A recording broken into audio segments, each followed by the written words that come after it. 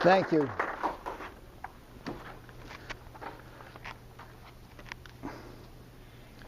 Fellow Toastmasters, I like to think of my marriage as being tempered by fire. You know how you make a sword? You take it, you heat it up so it's very hot, then you quench it in a tank of cold water. That describes our honeymoon. We were married in December. And in December, we were married in La Crosse, Washington, off in the middle of nowhere. And after being married, we could have gone on a honeymoon in Hawaii. And that would have been warm. We would have been lying on the beach, having drinks. But that would be the easy way. That wouldn't be the cowboy way. Yes, we decided to go to Canada, the Great White North. So we went up to Banff Springs Hotel. This was early December. The Banff Springs Hotel was very inexpensive in this time.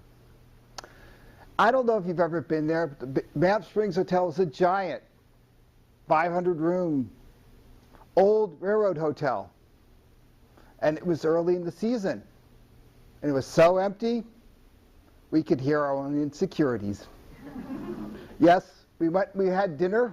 We sat down at dinner, two of us, and it felt like we were English royalty. People were hiding in the corners. My wife was cold. She reached for a sweater. All of a sudden, 3 people went over and turned up the heat. And we had a good time. We went skiing around the golf course. We went skating on the pond. But this was too easy. This was the easy way. We had to do the cowboy way. So we did the next section of our honeymoon. We rented a car.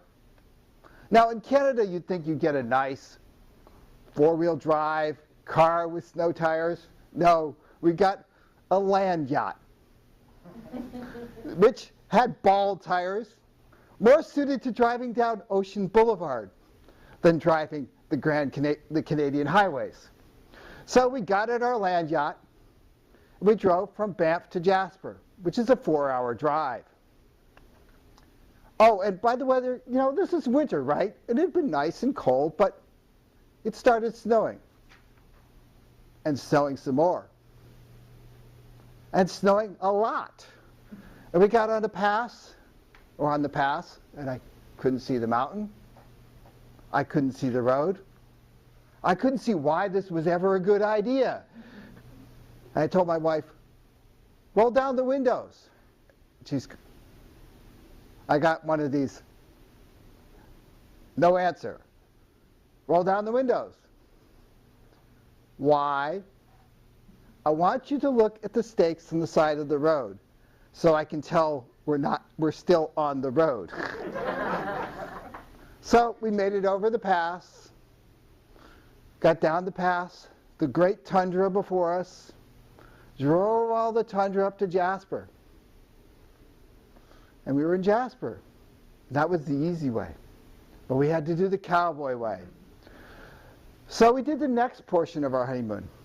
We went cross-country skiing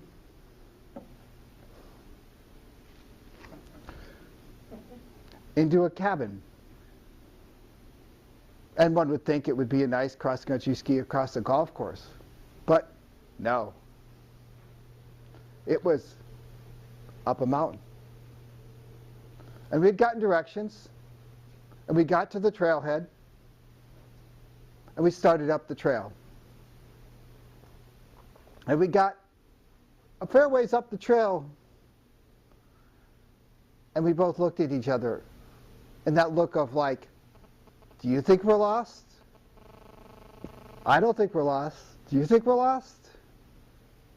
And one of the cowboy rules is, when you think you're in a hole, the first thing you do is stop digging. So we both looked. And at about that time, the owner went cross-country skiing up. Hi, guys, how's it going? With his dog and his pack of 50 pounds of flour. And, oh, hold it. We're supposed to go over that way. Trail's here. This is a stream. We go up the stream, okay. But first I have to stop for a cigarette break. Now, at this point, I was feeling like I was Mr. Tough Guy, and I was doing out in the wilderness, and here's this guy with the dog and the flour. And that wasn't the end of it. From there, we went up over the pass. And as we got to the top of the pass, I realized that this was a lot more than I'd bargained for. And we got to the top, and there was like 3 miles, mostly downhill. And about that time, I started to hear from Deborah. Things you don't normally hear from your new wife. And I probably shouldn't repeat them here because this is, after all, a PG audience. And sometimes the best thing to do is just say nothing, which I learned very early. And we got down the hill, and we got to the cabin, and there was dinner.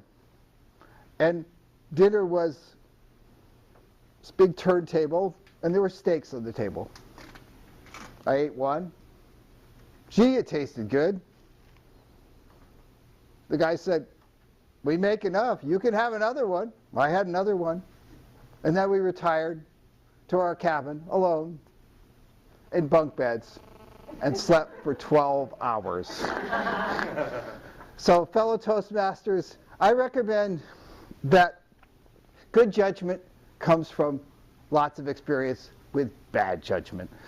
Thank you.